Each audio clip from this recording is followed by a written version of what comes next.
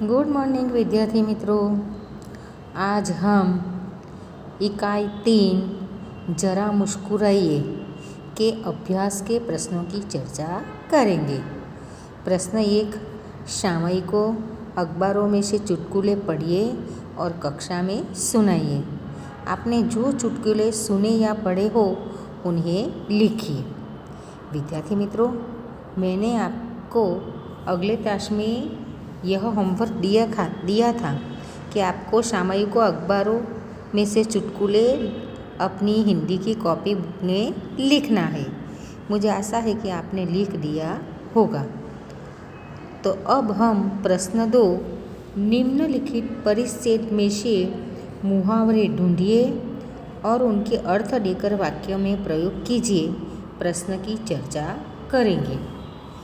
विद्यार्थी मित्रों, पहले हम परिच्छेद को पढ़ते हैं और पढ़ते पढ़ते ही समझ लेंगे कि रमेश पढ़ाई में होशियार लड़का है। रमेश पढ़ाई में होशियार लड़का है, इसलिए रमेश पिताजी की आंखों का तारा है। कि यहाँ यह मुहावरा रमेश के बारे में कि रमेश क्या है, तो कि पिताजी की आंखों का तारा। तो यहाँ पर हमारा पहला मुहावरा आता है आंखों का तारा होना, यानी कि बहुत प्यारा होना। कि रमेश अपने पिताजी की आंखों का तारा है। इस साल रमेश ने कमर कस के परीक्षा की तैयारी की थी। तो विद्यार्थी मित्रों, अब हम आगे बढ़ते हैं। इस साल रमेश ने कमर कस के परीक्षा की तैयारी की थी। तो हमारा यहाँ पर दूसरा मुहावरा आया कमर कस के, यानी कि कमर कसना, अच्छी तरह तैयार होना, कि खूब मेहनत करना। कि मैंने भी प्रतियोगिता में जीतने के लिए कमर कस ली थी। अब आगे, जब वह परीक्षा देने गया तो उसका ईद का चांद मित्र महेश का नंबर भी उसके नज़दीक था। अब मुहावरा आया ईद का चांद होना। ईद का चांद होना यानी कि बहुत दिनों के बाद मिलना। आजकल तुम ईद के चांद हो गए हो, दिखाई नहीं देते। तो रमेश का मित्र भी उसे दिखाई दिया कि जो ईद के चांद की तरह था।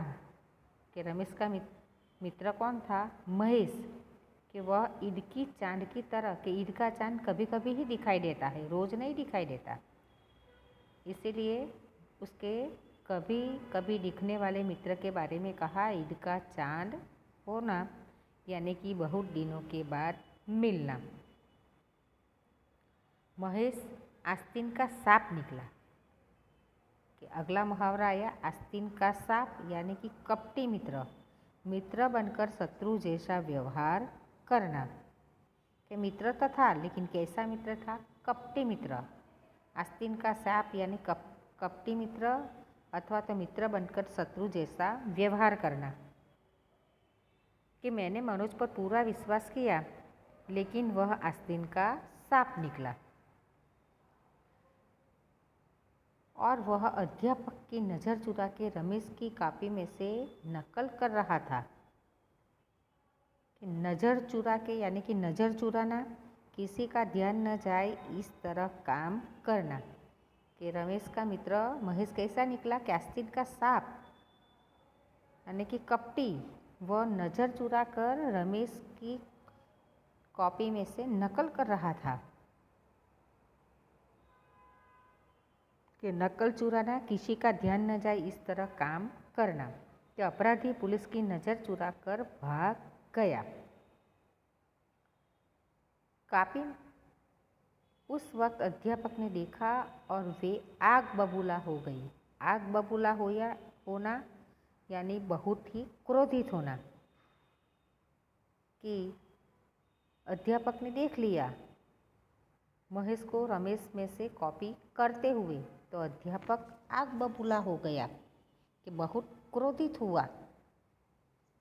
नौकर से गुलदस्ता टूट जाने पर मालकिन आग बबूला हो गई। तो विद्यार्थी मित्रों देखा, यहाँ पर हमने परिच्छेद में कई सारे मुहावरे आए, उसके अर्थ दिए और अर्थ देकर वाक्य में प्रयोग भी किया।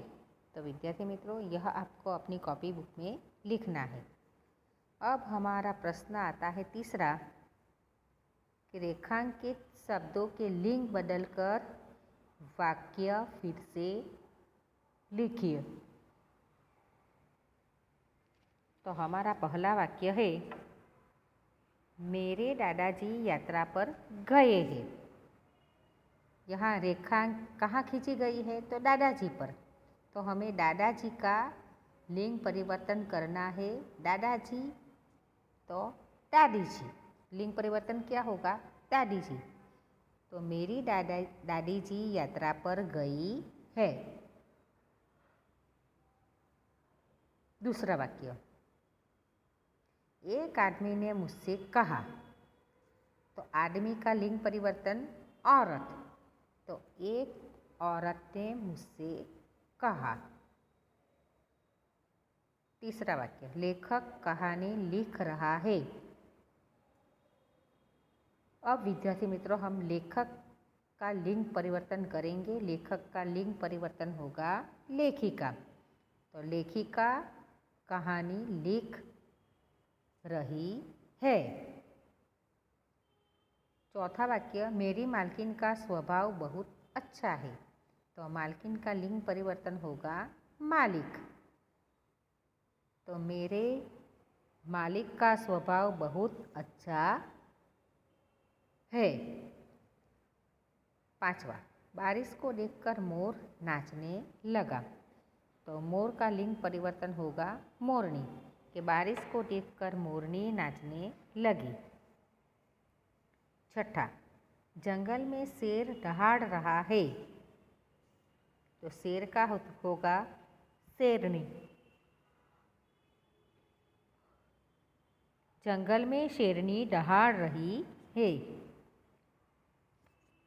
सेठ दुकान में बैठे हैं।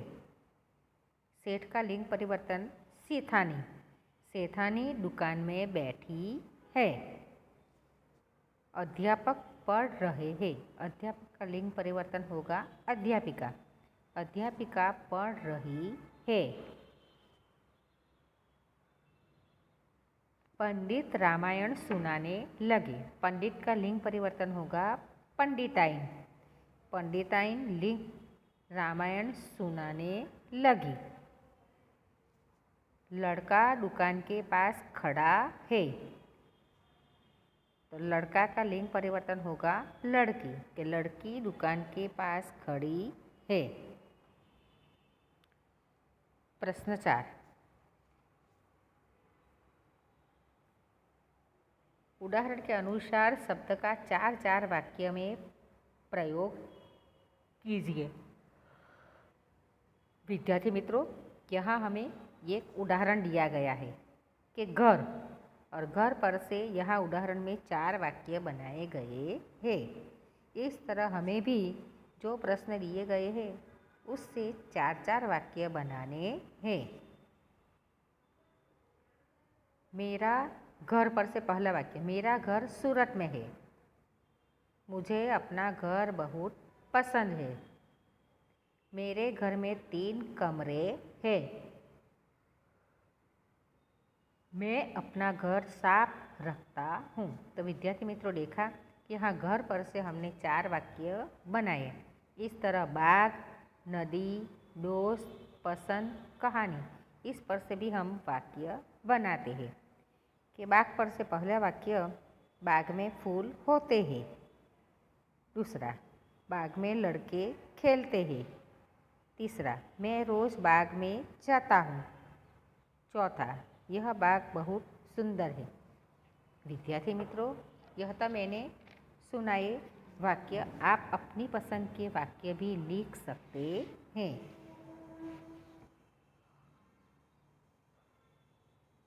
अब दूसरा शब्द है नदी। हम नदी में नहाते हैं। लोग नदी में तैरते हैं। नदी में नावें चलती है। गंगा पवित्र नदी है। तीसरा, दोस्त। गौरव मेरा दोस्त है। मेरा दोस्त पढ़ने में होशियार है। मैं अपने दोस्त के पास साथ खेलता हूँ। जीवन में दोस्त होना जरूरी है। चौथा शब्द, पसंद। मुझे गुलाब का फूल पसंद है। दीदी की पसंद चमेली का फूल है। माँ केवड़ा पसंद करती है। केवड़ा भी एक फूल ही है। सबकी अपनी अपनी पसंद है। अब हमारा 5वां शब्द है, कहानी। मैं प्रेमचंद जी की कहानी पढ़ रहा था। प्रेमचंद यानी कि हिंदी के जाने माने साहित्यकार, लेखक। मुझे कहानी पढ़ने का शौक है। तीसरा वाक्य, गुरुजी ने हमें एक दिलचस्प कहानी सुनाई। चौथा, बच्चे कहानी सुनने में मग्न थे। विद्यार्थी मित्रों, कहावतों, प्रश्न 5वां, कहावतों के अर्थ दिए गए हैं। कक्षा में उदाहरण देकर चर्चा कीजिए। यह प्रश्न हम अगले तास में उसकी चर्चा करेंगे।